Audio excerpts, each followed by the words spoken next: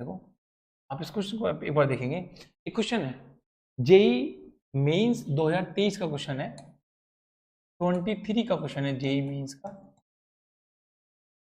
जब हम पोटेंशियल की बात कर ही रहे हैं हम क्यों ना इसको भी सॉल्व करते हैं एक बार। जेई मेंस का ही क्वेश्चन है, इस क्वेश्चन में पूछा गया है आपसे कि कोई भी स्फीयर है, कोई भी uniform charge thin spherical shell है, इसका पोटेंशियल बताना है आपको सेंटर पे। कोई भी शेल है, इस स्फेरिकल शेल है, उसके सेंटर पे कितना पोटेंशियल होगा वो, और उसके बाद में ये बताना है कि यदि हम उसको रिप्रेजेंट करना चाहें सेंटर से किसी डिस्टेंस पे, जैसे शेल है सेंटर से स्टार्टिंग करेंगे हम और हम आर तक जाएंगे, ये आर है, उसके बाहर किसी पॉइंट तक जाएंगे हम, तो आउटसाइड पॉइंट तक जाने में कितना पोटेंशियल कैसे वेरी करेगा, तो ग्राफ पूछा है, इनमें से कौन सा ग्राफ होगा। हमारी बुक के अंदर एनसीईआरटी के अंदर केवल 2 लाइन गिवन है इसके ऊपर, मैं आपको एक्सप्लेन करता हूँ कि उन 2 लाइन्स में क्या लिखा हुआ है। ठीक है, electric potential due to a spherical shell की बात करते हैं। एक शेल आपके पास में इस तरीके से, एक स्फेरिकल शेल है, टोटल चार्ज उस शेल के ऊपर, जो टोटल चार्ज आपके पास में, तो टोटल चार्ज वहां पर है, जो टोटल चार्ज है वो क्यू है, टोटल चार्ज क्यू है।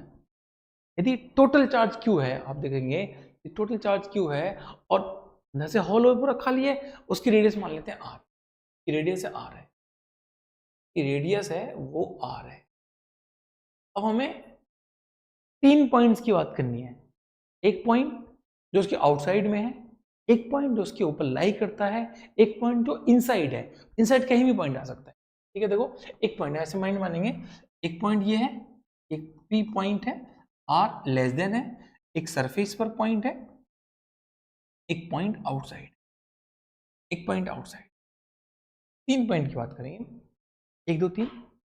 हम सबसे पहले आउटसाइड पॉइंट की बात करें, यदि मैं एक आउटसाइड पॉइंट पे इलेक्ट्रिक पोटेंशियल निकाल रहा हूँ, पोटेंशियल की वैल्यू निकालनी हो, ठीक है, फर्स्ट नंबर, यदि पॉइंट आउटसाइड आपके पास में, आउटसाइड पॉइंट है तो बोलेंगे आर ग्रेटर देन आर है, जो भी वैल्यू है वो उसकी रेडियस से बड़ी वैल्यू होगी।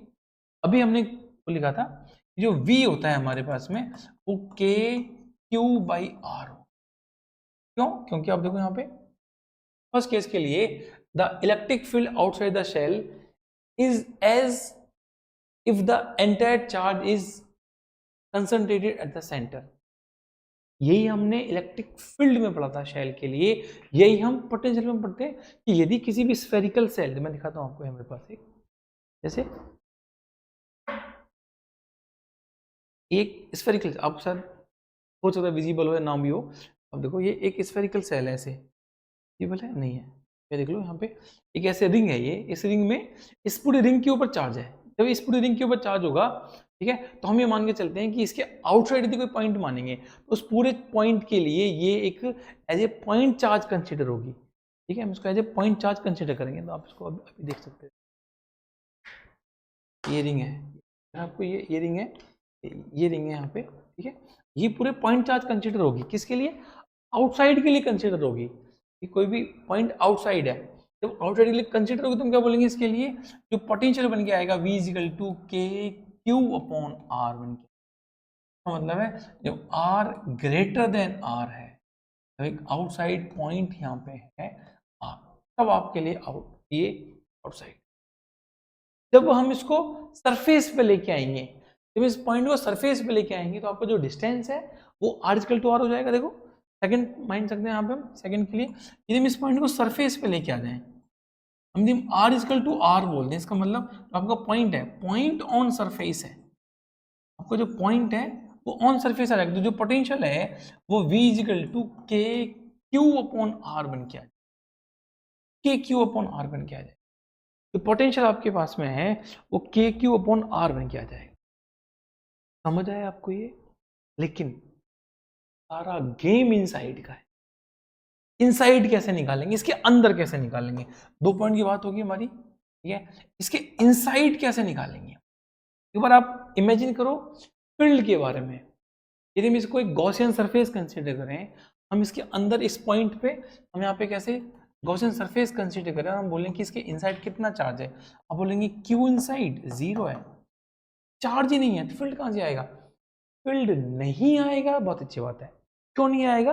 रीजन पता है आपको कि इनसाइड इनसाइड चार्ज ही नहीं है।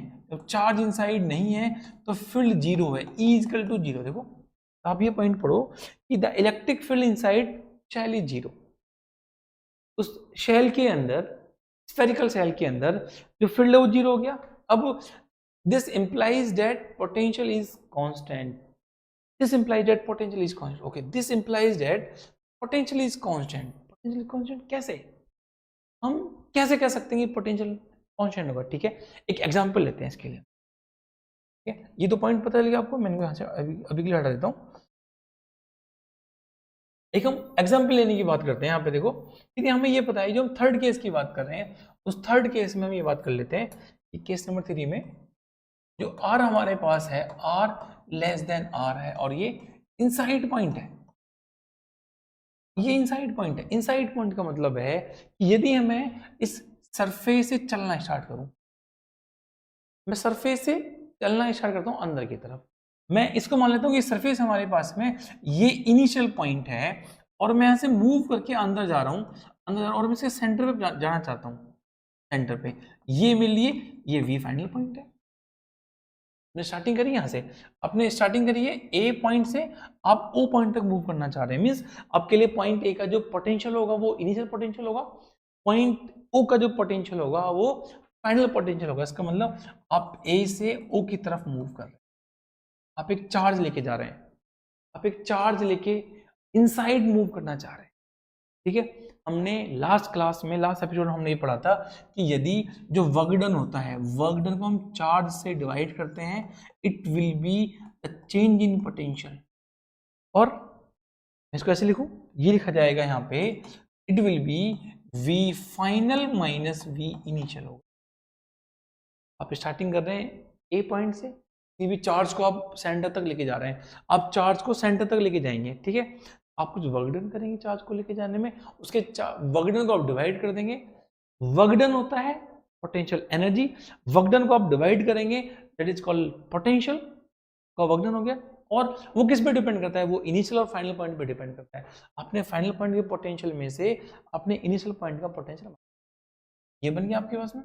देखो अब आपको ये पता चला कि इसके इनसाइड तो फील्ड जीरो है, इनसाइड फील्ड जीरो है।